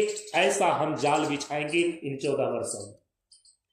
इसीलिए महाराज दशरथ कह रहे हैं कि दूसरा वरदान ले लो, राम भी यहीं पर रहेगा, वो गद्दी पर नहीं बैठेगा। हम राज नियम बदल देंगे, हम घोषणा करेंगे कि भरत राजा बनेगा। कहा कि नहीं, हमारा तो पहला ही वरदान है कि राम को पहले घर से बाहर निकालो, 14 वर्ष का वनवास। और जब वो खाली हो जाएगा ना घर, तब हम भरत को बुलाएंगे, क्योंकि भरत उसमें न ज्ञान लेता। होता है ऐसा राजपाट के लिए। ये तो रामायण की बात हो गई ना, त्रेता युग की। द्वापर में अब बात महाभारत की आ रही। बड़ी षड्यंत्र चलता है, लेकिन राजगद्दी पाने के लिए नहीं। अब तो महंत बनने के लिए भी बड़ा षड्यंत्र चल रहा है। उधर तो भौतिक में था राजगद्दी, अब यहाँ तो मठ मंदिर का महंत बनने के लिए भी व्यक्ति सोचिए कि हत्या तक कर दे रहा। रुपये पैसे से भी जो है कि गोंडे को फिट किया जा रहा है। जितना बड़ा बड़ा मठ, जितनी बड़ी बड़ी संपत्ति, वहां उतने बड़े बड़े षड्यंत्र चल रहे हैं। और वो आज नहीं है, शुरू से ही चलते चला आ रहा है। मात्र 250 मोहरे पर भगवान यीशु मसीह के चेले ने गलत बयान दे करके सूली पर लटका दिया ना यीशु मसीह को। राजा को तो एक गवाह चाहिए था, और गवाह बना कौन विरोध में? यीशु मसीह को सूली लटकाने में उनका चेला, उनका शिष्य। और मात्र 250 मोहरे सोने का लेकर के गुरु जी को फांसी पर लटका दिया। ये सब इतिहास में होते आया। इसलिए यदि आज हो रहा है तो कोई आश्चर्य की बात नहीं। इसलिए परम पूज्य गुरुदेव ने कहा कि चलो साला न मठ रहेगा न संपत्ति रहेगी, ये सारी बातें होगी ही नहीं। लेकिन जिनको जो चीजें करनी होती है, मठ रहे नहीं, संपत्ति रहे नहीं, लेकिन वो चीजें अंतिम स्थिति में मैंने देखा है। इससे और बड़ी तकलीफ की बात क्या हो सकती है कि परम पूज्य गुरुदेव को हिमालय जाने के पूर्व 6 महीने तक होटल में खाना पड़ा, और उस होटल में खाने में भोजन का भुगतान परम पूज्य गुरुदेव ने प्रार्थना कीर्तन उपदेश की पर्ची बेच करके किया। यही अंतिम सत्य है परम पूज्य गुरुदेव के जाने के पहले। हमने देखा है क्या परम पूज्य गुरुदेव के सारे चेले मर गए थे, उनकी श्रद्धा समाप्त हो गई थी। कौन सी ऐसी परिस्थिति आई थी? तो लोग जानते नहीं हैं, तो दूर का ढोल बड़ी सुहाना लगता है। ये इतिहास में होते आया है। तो कहने का मतलब था कि भौतिक पद को हथियाने के लिए ही केवल षड्यंत्र नहीं किए जाते हैं। आज अध्यात्म पद का प्रतीक जो गुरु गद्दी है, महंत इत्यादि बनना है, यहां भी षड्यंत्र चलते हैं। 250 मोहरें लेकर के गुरु को सूली पर चढ़ा देना, ये तो इतिहास में लिखा हुआ है। 2, 4, 25, 30 लाख रुपये की स्थिति ही यदि आपके नियत को बदल दे तो चेले की औकात कितनी है वो तो स्वयं भी नापना चाहिए।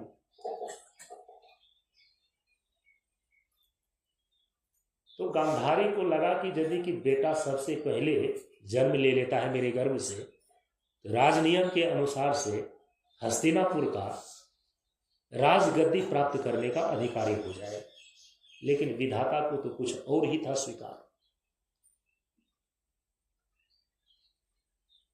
जबकि किसी बहाने से उस समय कुंती को हस्तिनापुर के राजमहल से दूर कर दिया गया था।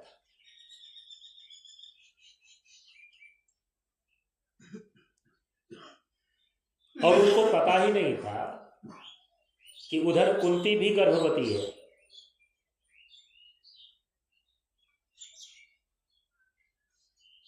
अचानक समाचार आ जाता है कि कुंती ने पुत्र को जन्म दिया है।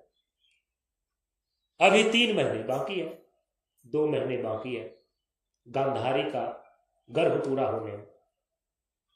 ज्यों ही उसने समाचार सुना, क्योंकि कुंती को उस समय राजमहल से मायके इत्यादि भेज करके या तीर्थाटन आदि पर भेज करके दूर कर दिया गया था। वन में थी। अच्छा, हाँ, श्राप मिला था पांडु को, तो वन में थी। अब वहां से जो ही समाचार विदुर के द्वारा मिला कि कुंती को जो है कि पुत्र जन्म हुआ है, अब गांधारी को समाचार मिलते ही इनको तो आशा थी, महत्वाकांक्षा थी कि पहले मेरे गर्भ से पुत्र जन्म ले। और कहा जाता है कि यह समाचार सुन करके उसी समय गांधारी ने अपने गर्भ को दोनों हाथों से ऐसे से पीटना शुरू किया। इतना कुपित हुई, इतना कोप में, इतना गुस्सा में आकर के अपने गर्भ को पीटना शुरू किया। जो 2 महीने में गर्भ को बाहर होना था, मार गुस्से से अपने गर्भ को गांधारी ने पहले ही बाहर कर दिया। अब बच्चा तो भीतर था, जिंदा था, और जो वो बच्चा जन्म लिया, बच्चा जन्म क्या लेगा? जो इतना हाथ से पीटेगा गर्भ, वो बचेगा क्या? निष्प्राण हो गया गर्भ। वो तो भगवान वेदव्यास ने अपने योग के बल से उस गर्भ को जीवित किया और 100 टुकड़े किया तो 100 भाई हो गए। ऐसा प्रसंग आता है। लेकिन जन्म तो पहले कुंती का पुत्र ने ले लिया ना, युधिष्ठिर ने। इसीलिए कहते हैं महाराज युधिष्ठिर। दुर्योधन को कभी तो महाराज कहा नहीं गया, क्योंकि पहले जन्म नहीं लिया। होता है ऐसा। तो दुर्योधन को इसलिए दुर्योधन कहा जाता है। दुर यो धन, दुर माने बुरा, तमोगुण, यो माने जो, धन माने धन। बुरी नीति से ही धन को इकट्ठा करना, बुरी नीति से ही जिनको जो धनाधिकारी है, जो पद है, उस पर बैठाने का जो प्रकल्प खुद मां के ही द्वारा चलाया गया, ऐसी स्थिति में जो बच्चा जन्म ले उसको दुर्योधन बोलते हैं। इसलिए जब तक वह बच्चा जीवित रहा दुर्योधन, वो धन के पीछे ही भागते रहा और बुरी नीति से धन को, पद को वो हासिल करना चाहा। लड़ते लड़ते लड़ते अंत में इतनी कूटनीति का प्रयोग किया, द्रौपदी का चीरहरण किया बीच सभा के बीच। 12 वर्षों का वनवास और 1 वर्ष का अज्ञातवास छल पूर्वक पांडव को दिलाया। लेकिन फिर भी धीरे धीरे जो धर्म के पक्ष में है, भगवान श्री कृष्ण जैसे गुरु के मार्गदर्शन में पांडवों का विजय प्राप्त हो जाता है और हस्तिनापुर का साम्राज्य और उनके उत्तराधिकारी महाराज युधिष्ठिर होते हैं। युधिष्ठिर युद्ध में जो स्थिर रहे। युद्ध है क्या? जितने प्रकार के द्वंद्व चल रहे हैं, यह करूं कि यह करूं, धर्म और अधर्म, कर्तव्य और अकर्तव्य, ये जो संघर्ष चल रहा है ना, यह जो द्वंद्व चल रहा है, यही मानसिक युद्ध है। उसमें जो अपनी बुद्धि को स्थिर रखे और सत्य के मार्ग पर ही चले, धर्म के मार्ग पर ही चले, तब हम उसको बोलते हैं युधिष्ठिर। तो महाराज युधिष्ठिर हुए, दुर्योधन तो मृत्यु को प्राप्त हो गया।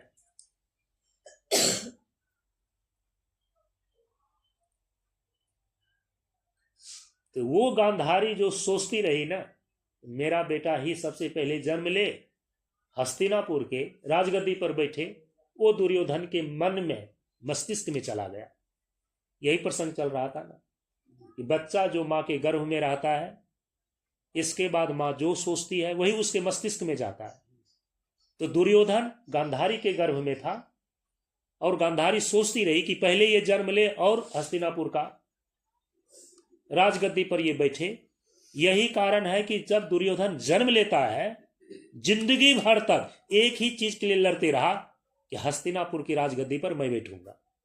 कहा कि अरे पांडव को कम से कम 5 गांव दे दो। भगवान श्री कृष्ण यही तो संधि का प्रस्ताव लेकर के आए थे कि किसी प्रकार से 5 भाई अपना निर्वाह कर लेंगे, गुजारा कर लेंगे, उनको 5 गांव दे दो। लेकिन यहां तो गांधारी ने गर्भ के समय में ही दुर्योधन के मस्तिष्क में पूरे हस्तिनापुर साम्राज्य का अधिकारी, पूरे हस्तिनापुर के राजगद्दी पर बैठने वाला राजकुमार के रूप में वो सारे संस्कार भरी थी। तो दुर्योधन उसके विपरीत कैसे काम कर सकता था? दुर्योधन ने कहा कि 5 गांव की बात तो छोड़ दीजिए, बिना युद्ध का सुई के नोक के बराबर भी जमीन हम पांडवों को नहीं देंगे। और उसी समय भगवान कृष्ण ने हाथ उठा करके चुनौतीपूर्ण घोषणा कर दिया कि अब ये महाभारत होकर के रहेगा। अब कोई भी महाभारत को होने से रोक नहीं सकता, क्योंकि बिना युद्ध का ये जमीन देने के लिए तैयार नहीं है। और जब भगवान श्री कृष्ण ने महाभारत की घोषणा कर दी, जो व्यक्ति महाभारत के युद्ध को बाधित करने के लिए आया, भगवान श्री कृष्ण ने उसको सबसे पहले ही मार दिया, चाहे वो भीम का बेटा घटोत्कच क्यों ना हो। चाहे वह ये कौन था जो 100 बार कहा कि गाली दोगे तो तुम्हारा आंख फूट जाएगा, शिशुपाल। अब सोचिए, जो भी महाभारत को रोकने का प्रयास किया, भगवान श्री कृष्ण ने उसको मार दिया। तो जो मस्तिष्क में बात माता सोचती है, गर्भस्थ शिशु के मस्तिष्क में सीधे वही बातें चली जाती है। अब मदालसा ने तो पहले से ही सोच करके रखी थी, शर्त करके रखी थी। राजकुमार मान भी गए थे कि हम दोनों से जो बच्चे जन्म लेंगे, मदालसा अपने अनुसार से शिक्षा देगी। एक तो वह विदुषी थी पहले से, जब गर्भ में बच्चा आ जाता तो वो उसी प्रकार से चिंतन, ब्रह्म चिंतन करती, मनन करती। और जब बच्चे का जन्म होता, पालने में लेकर के लोरियां सुनाती थी, और लोरिया में सो जा मेरे मुन्ना, सो जा मेरे राजा, हाँ चंदा मामा, ये सब वो बोलती नहीं थी। अब गांव की महिलाओं को तो यही लोरियां आती है, परंपरा से सीखी होती है, उनको तो ब्रह्म ज्ञान की लोरियां आती नहीं है। लेकिन मदालसा तो ब्रह्मवादिनी थी, वो अपने बच्चे को पालने में ही प्रबोध कराती थी लोरियां गा करके। और कहा जाता है कि बच्चा जो है कि किसी की बात समझे या ना समझे, चूंकि मां के गर्भ में 9 महीने रहा है, जब बाहर आता है ना, मां की लोरी में जो बातें कही जाती है बच्चा जितना स्पष्ट रूप से समझ जाता है और किसी की भाषा को समझता ही नहीं। मदालसा अपने पालने में अपने बच्चे को प्रबोधित करते हुए ब्रह्म ज्ञान की लोरियां सुनाती थी। और उस लोरियां के वाक्य क्या होते थे? शुद्धो असि, बुद्धो असि, निरंजनो असि, संसार माया परिवर्जितो असि। हे मेरे पुत्र, तुम अपने स्वरूप से शुद्ध हो, बुद्ध हो और मुक्त हो। ये संसार तो माया है, परिवर्जितो असि, इस संसार के पास में, इस संसार के बंधन में तुम कभी आना मत। और आपको मालूम है, कहा कि 5 साल होते होते उनका बेटा ब्रह्मर्षि बन जाता था। एक बेटा आया पालने में ही ब्रह्म ज्ञान की लोरी सुना करके, अब 5 साल का होते होते जब ब्रह्मर्षि हो जाता तो जंगल चला जाता। राजा ने सोचा कि तुमको शिक्षा देने का जो ये तरीका है, तो इससे तो हमारा एक भी उत्तराधिकारी नहीं बन सकेगा, राजपाट चला ही नहीं सकेगा, वो तो ब्रह्मज्ञानी हो जाता 5 साल होते होते। ये क्या क्या तुम कान में फूकती है? बोले कि कान में हम कहाँ फूकते हैं, हम तो पूरा का पूरा उच्चारण करके सुनाते हैं। शुद्धो असि, बुद्धो असि, निरंजनो असि, संसार माया परिवर्जितो असि। अंत में राजा ने हाथ जोड़ करके प्रार्थना किया मदालसा से कि हे मेरे महाभाग, अब जो एक 7वां बेटा होने वाला है, इसको कम से कम उसी प्रकार से शिक्षा होने दो जिससे कि राजपाट चल सके। 6 को तो ब्रह्मज्ञानी बना दी तुमने पालने में। तो मदालसा ने कही कि ठीक है, चलिए 7वां जो है आप अपने अनुसार से शिक्षा दीजिए जिसे राजपाट चलाए। लेकिन मां का 90% संस्कार पड़ता है गर्भ में। 7वां बेटा भी तो 9 महीने तक रहा ही गर्भ में। अब राजपाट के विषय में तो सोच नहीं सकती थी ना मदालसा, जो जिस विषय के विशेषज्ञ होते हैं अनायास रूप से उसके दिमाग में वही विचार चलता है। 9 महीने तक जो 7वां शिशु गर्भ में रहा मदालसा का, सूक्ष्म रूप से तो संस्कार ब्रह्म ज्ञान का ही पड़ता रहा। जैसे ही बाहर हुआ ना, उस 7वें बेटे को राजा ने गुरुकुल भेज दिया, दाई के द्वारा पालन करवाया। कहा कि तुम्हारे पालने में, मदालसा को तुम्हारे पालने में इस बेटे को नहीं भेजेंगे, नहीं तो फिर ये भी 5वां साल होते होते ब्रह्म ज्ञानी हो जाएगा, ब्रह्मर्षि हो जाएगा, चला जाएगा। दाई के द्वारा पालन करवा करके गुरुकुल भेजा गया और वही एक ऐसा बेटा हुआ, वो आया राजपाट जब उनको दिया गया, राजगद्दी पर बैठा दिया गया, तो मदालसा ने कहा कि भाई हम लोगों का समय तो अब वानप्रस्थ का हो गया, अब वानप्रस्थ लेना चाहिए। पहले भी शर्त था कि बच्चे को मैं अपने अनुसार से शिक्षा दूंगी। 6 बच्चे को तो मैंने दे दिया, वो 6 के 6 जंगल में तपस्या कर रहे थे। ये लोग वानप्रस्थ लेकर के भी चले गए, मदालसा और उनके पति राजा जो थे। जो 7वां पुत्र था उनको राजगद्दी पर बैठा दिया गया। इधर उधर से सुना कि हमारे 6 भाई तो ऋषि बन गए हैं। जब वन को प्रस्थान करने लगी मदालसा, तो वो राजकुमार जो राजगद्दी पर बैठाया गया था, पैर पकड़ करके मां का रोने लगा कि मां, मैंने सुना कि मेरे 6 भाई जो है वो ऋषि बन गए और 5 साल में जो है कि तुम्हारे पालने में वो प्रबुद्ध हो गया, ब्रह्मज्ञान प्राप्त कर लिया, और जंगल चले गए, संसार में फंसा नहीं। और हमको वो ज्ञान क्यों नहीं दी तू?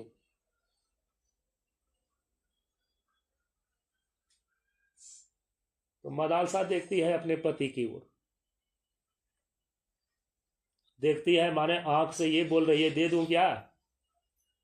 जो 6 बेटों को ज्ञान दी थी पालने में, ये अब पैर पकड़ करके अंतिम समय मांगने के लिए आया है, दे दूं क्या ज्ञान?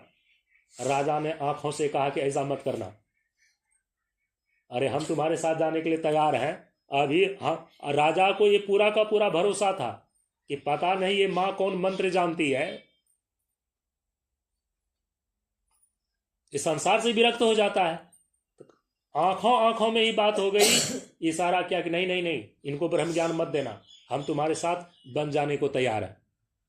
अंत में चूंकि माँ जो है ना, जो बुद्धिमती है, विवेकवती है, मैंने वही कहा ना कि सब माँ ऐसी नहीं होती। मदालसा ने सोचा कि यदि इसने पैर मेरा पकड़ लिया तो पहला गुरु तो माँ ही होती है ना अपने बच्चे का, और गुरु का कर्तव्य होता है कि अपने शिष्य का उद्धार करे। यदि ये ज्ञान की मांग कर रहा है और वो ज्ञान, ये कह रहा कि मेरा 6 भाई बचपन में ही चले गए, माँ हमको वो ज्ञान तुमने क्यों नहीं दी? यदि वो ज्ञान मांग रहा है और कोई मांगे और उनको अच्छी चीज न दिया जाए, ये तो मेरे पुत्र के प्रति बड़ा अपराध हो जाएगा। मां होने के कारण से पहला गुरु हूं, लेकिन मेरे पति कह रहे हैं कि इनको ब्रह्म ज्ञान मत दो। धर्म संकट में फंस गई तो बीच का रास्ता उसने निकाला मदालसा ने। मदालसा ने कहा कि बेटा कोई बात नहीं है, मैं तुमको मुक होकर के, मौन होकर के ही ज्ञान देती हूं। एक ताबीज बनाई, अब काले धागे में बांध करके गले में बांध दी। कहा कि देखो जब तुमको आपत्ति विपत्ति आवे और कोई रास्ता ना दिखाई दे, तभी इस ताबीज को खोल करके देखना। वो ताबीज पहना करके मदालसा अपने पति के साथ चली जाती है, और वहां 6 बेटे जो तप कर रहे थे ना, वहीं पहुंच गए। अंत में जाकर के राजा को भी अपने पुत्र ने ही ब्रह्म का ज्ञान दिया है। तो एक मंडली बन गई। इधर कुछ वर्ष बीत गए, बगल के राजा ने चढ़ाई कर दी, चारों तरफ से जब घेर लिया, क्योंकि विधाता का जो लेख था वो कौन मिट सकता है, क्योंकि वो तो होना ही था। मदालसा उनकी मां का ही संकल्प था उद्धार करना। और कहा जाता है कि अंत में जब राजा ने चारों ओर से घेर लिया, इनका प्राण खतरे में आ गया, तब उनको बात याद आती है कि मां जंगल जाते समय ये बोल करके गई थी कि गले में जो ताबीज तुमको डाल रही हूं, जब देखना कि कोई उपाय नहीं है, जान खतरे में है, तो अंत में खोल करके देखना, तुमको रास्ता मिल जाएगा। ताबीज को खोल करके देखता है, उस ताबीज में कुछ लिखा हुआ था, और लिखा हुआ क्या था? शुद्धो असि, बुद्धो असि, निरंजनो असि, संसार माया परिवर्जितो असि। अरे ये संसार तो माया है, आज इसका राजा कोई और है, कल कोई और होएगा। पहले तुम्हारे पिता थे, तुम हुए, फिर कोई और होएगा। संसार माया परिवर्जितो असि। क्या इसके मोह में अपने जान को गंवाने के लिए बैठे हो? तुम तो स्वरूप से शुद्ध बुद्ध और मुक्त हो। संसार माया परिवर्जितो असि, इसको छोड़ दो। और छोड़ करके चल दिया वो जंगल की। जंगल तो चला गया वहां पर, और जंगल में जाते जाते जाते जाते ये जो माता पिता और 6 पुत्र पहले से ऋषि बने हुए थे, उसी मंडली में जाकर के शामिल हो गए। चूंकि बीच में बहुत बड़ा गैप हो गया था, कई वर्ष हो गया था, ये नहीं पहचान सका, लेकिन माता पिता ने पहचान गया कि मेरा बेटा ही भाग करके आया है। वो संसार को छोड़ दिया है, राजपाट को छोड़ दिया है, कोई दूसरा राजा बन गया है। लेकिन राजा भी तब तक कई वर्षों से तपस्या होने के कारण से जो उनका चित्त शुद्ध हो गया था ना, वे भी संसार के खोखलेपन को, संसार की असारता को जान गए थे। संसार का मोह टूट गया था। तो माता पिता ने जब दोनों ये आए हुए 7वें पुत्र को पहचान लिया, तो कहा कि उन लोगों ने ही फिर उनको ज्ञान दिया। केवल और केवल भारत के इतिहास में मां में मदालसा ही ऐसी मां है, 7 बेटे को जन्म दी, और अंतोगत्वा सातों बेटे को ज्ञान दे करके ब्रह्मर्षि बना दी।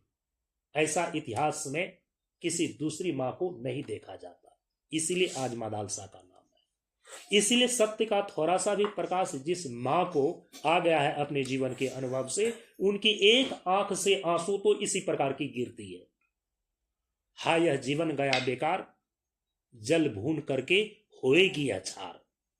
क्योंकि मैंने जो संसार की चक्की में पीस करके अपने जीवन के तकलीफ को उठाई है, उसी संसार की चक्की में तो ये पीसने के लिए जा रही है। ये उनको तकलीफ की आंसू गिरती है एक आंख से माता को, और एक आंख से जो है कि संसार की खुशी की आंसू है, जो बेटी को विदा मां कर रही है, तो मां के दूसरी आंख से संसार की खुशी की आंसू है कि चलो मेरी बेटी इस घर से निकल करके अपने घर में जा रही है। समझ रहे हैं? इसीलिए कहना कठिन है, वो देखना पड़ता है कि मिलत एक दारुण दुख दिन्हा, बिछुरत एक प्राण हर लेना। मां से बेटी बिछुर रही है, दुख तो हो ही रहा है, लेकिन कोई दुश्मन यदि आपकी नजर से दूर हो रहा है, वहां तो प्रसन्नता हो जाती है। जो प्रिय है यदि वह मिलता है तो आपको खुशी होती है, लेकिन जो शत्रु है, जो दुश्मन है, यदि वह आपको बार बार आकर के मिलता है तो उसके मिलने तो दारुण दुख दिन्ना। एक मिलत दारुण दुख दिन्ना, एक व्यक्ति आकर के मिलता है, संयोग करता है, तो असह्य पीड़ा की अनुभूति होती है आपको, यदि वो आपके अनुकूल ना हो, आपके विपरीत हो। लेकिन एक बिछड़त प्राण हर लेना, भगवान राम ज्यों ही महाराज दशरथ से बिछड़े, महाराज दशरथ का प्राण का हरण ही हो गया। दोनों ही स्थिति में आप निर्भय कहां हो पाते हैं? जहां द्वैत है वहां द्वंद्व है, जहां द्वंद्व है वहां दुख और संघर्ष है। इसीलिए उपनिषद कहता है कि जब तक तुम निर्द्वंद्व नहीं हो जाते हो, जब तक अद्वैत में स्थित नहीं हो जाते हो, जब तक अभेद स्थिति प्राप्त नहीं हो जाती है, तब तक निर्भय और निश्चिंतता नहीं आती। तो परम पूज्य गुरुदेव ने इसलिए कहा कि निर्द्वंद्वी को मुक्ति है, निर्लोभी निर्वाण। तो जो साधना की तीसरी धारा है, जिसको बोलते हैं वेदांत साधना, उसी को दूसरे शब्दों में कहा जा रहा है अभेद साधना या अद्वैत साधना। अद्वैत का क्या महत्व है अभी बता दिया कि बिना अद्वैत का सिद्ध हुए, बिना निर्द्वंद्व हुए, बिना अभेद की सिद्धि हुए, आपके जीवन से दुख और क्लेश की निवृत्ति नहीं हो पाती है। तो यह जो वेदांत की साधना की त्रिवेणी के अंदर तीसरी धारा है, इसके विषय में परम पूज्य गुरुदेव ने तत्गुण वंदना के अंदर निर्देश किया। क्या निर्देश किया है? कि त्याग विवेक अभेद रहे जब आपन जीवन साधन करें। तो जो ये साधना की त्रिवेणी के अंदर साधना की तीन धारा है, तत्व साधना की धारा, योग साधना की धारा और वेदांत साधना की धारा, इस तीनों प्रकार की साधनाओं का निर्देश परम पूज्य गुरुदेव ने इस प्रकार से किया।